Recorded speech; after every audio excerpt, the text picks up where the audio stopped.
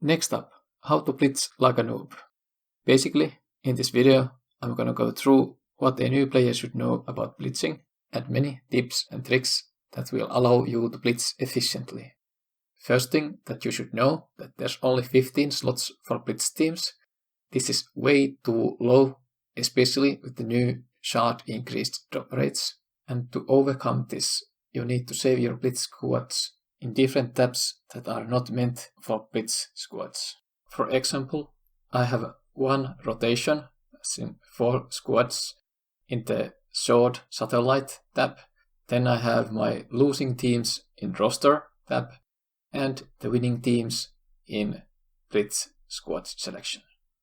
Before I go to specifics, why there's a losing squads per se and what's the purpose of this kind of a setup, let's check the keyboard bindings before we go any further.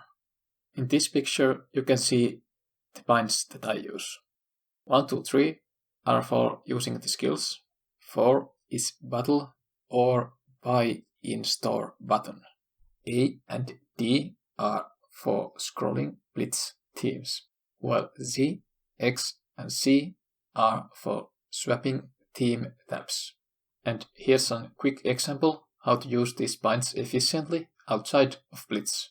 For example, when opening your free orbs, here's how you do it fast.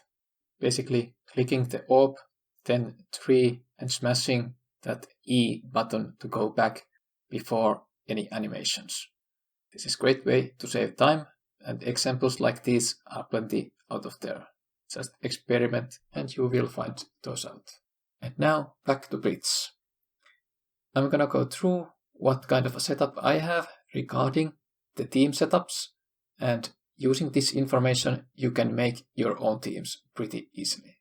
I have 4 types of teams: those that are meant to lose, those that are just full of level 1 characters, basically a coin flip, or they lose with 100% certainty at difficulty 7, and then the winning teams, mediocre winning teams, and the very good ones. For example here, I use my binds to go to the level 1 character weights, and I battle as long as I get 1 victory. Here I go like 3 times before getting one. And the most important part is that since there are 4 parts per 1 difficulty level, you only use these teams when you are exactly at 1 level, so you drop down maximum amount.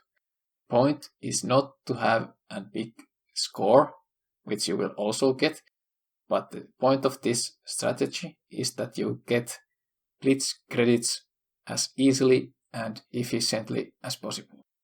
Once 80% of your squads can reach and win 8.3 difficulty, you can drop this strategy away. But until then, I think this is the best and least stressful tactic out there. Basically, try to keep your difficulty level between 1 and 7 and lose when you are in the breaking point of the difficulty. And one thing which I call prepping is to look at ahead about the events that are coming up and see what kind of characters they require you to use in the blitz, and farm these characters beforehand to get them to 5 or 7 yellow stars. And lastly, here are the free-to-play beginner level 25 solo blitz tier list. You saw some of the squads that I already used, but you can use this tier list in order to pick the characters. And the level 25 is there just that you do not use too many resources on these characters, and this level 25 is enough for the characters to win their respective blitz battles. And since we all have limited time in our hands, before level 60, before you have the sim option, I would advise to use only the best characters, no healers or tanks, because you will have to quick battle through these battles.